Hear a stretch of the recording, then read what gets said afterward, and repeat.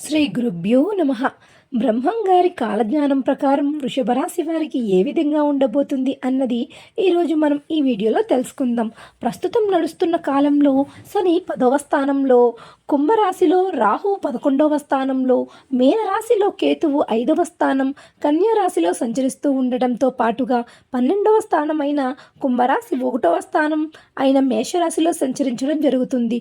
గురుస్థానం బలంగా ఉంది అంటే వాళ్ళకి పనికి సంబంధించిన విషయాలలో ఎటువంటి ఇబ్బందులు లేకుండా ముందుకు సాగిపోతారు. వృషభ రాశి వాళ్ళు వాళ్ళ పనికి ఆటంకాలు ఏర్పడిన వాళ్ళు పనిని చాకచక్యంగా చేసుకుంటూ ముందుకు వెళ్తారు. పెళ్ళికి చాలా కష్టాలు వచ్చినా వాటి అన్నిటి నుండి అస్సలు పారిపోరు, భయపడరు. ప్రతి కష్టాన్ని అధిగమించే ప్రయత్నం చేస్తారు. ఆ పనిని సాధించే తీరుతారు. వీళ్ళకి అదృష్టం కూడా అలానే వరిస్తుంది. వీళ్ళు విలాసవంతమైన జీవితాన్ని గడపడానికి ఇష్టపడతారు. పరిస్థితులు కూడా వీళ్ళకి అనుకూలంగా ఉంటాయి. వీళ్ళు కెరీర్ని స్టార్ట్ చేయకముందు చేసిన తరువాత డిఫరెన్స్ ఉంటుంది. వీళ్ళకి సహనం ఎక్కువగా ఉంటుంది. అలాగే సహనం కోల్పోయేటప్పుడు కూడా వీళ్ళకి కోపం ఎక్కువగా వస్తుంది.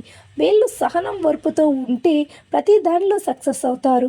వృషభ రాశి వాళ్ళకి ఎద్దుకి ఉన్నంత కోపం ఉంటుందట. అలాగే వీళ్ళు ఆరోగ్య విషయంలో చాలా కేర్ తీసుకోవాలి.